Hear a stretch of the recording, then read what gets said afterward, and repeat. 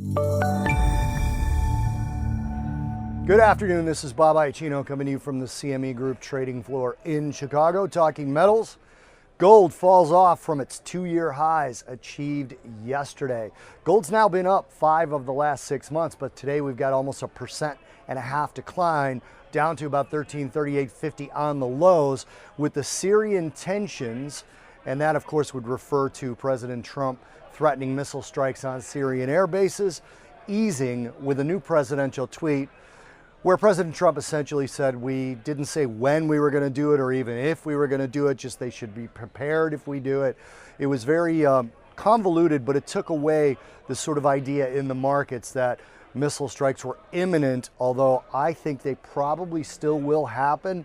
It probably wasn't the best use of the gold long spare capital to get long off of the first tweet because it was erased with the second tweet. Second thing weighing on the price of gold today is some dollar strength. It's not much dollar strength, up about 17 basis points, so less than 0.25% on the dollar index, but it was enough to hit commodities in general. We have sort of that demand story back in place as equities rally, but we're seeing the recently broken down correlation between dollar and commodities regain its normal footing. When the dollar goes up, commodities go lower. When all else is equal, that inverse correlation takes over. And we're getting a little bit of downside pressure on gold from that as well. It is still the majority Syria tensions, but obviously the stronger dollar does not add a bid to gold. It puts a little bit more selling pressure on it.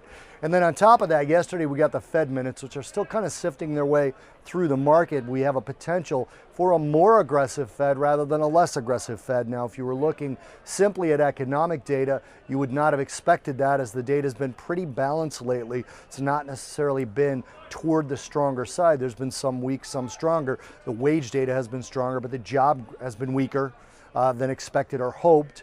But the jobs data has been stronger. Some of the production data has been good, like the consumer confidence numbers and the ISMs.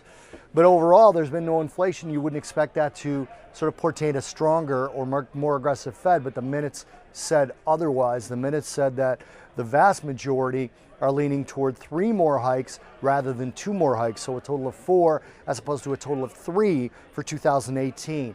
That pushed interest rates out a little bit. As interest rates rise, physical assets like gold become less attractive, again putting a little bit more pressure on gold. So it's only 1.5%, but it's still pretty much a perfect storm. Gold broke out of the sideways channel that we've been in since last September. But again, on the upside, 5 of the last 6 months are still higher in gold if you include this month as an up month, which obviously we're only about midway through the month right now. Can't really count it yet. This is Bob Iaccino talking about weaker gold from the CME Group trading floor in Chicago.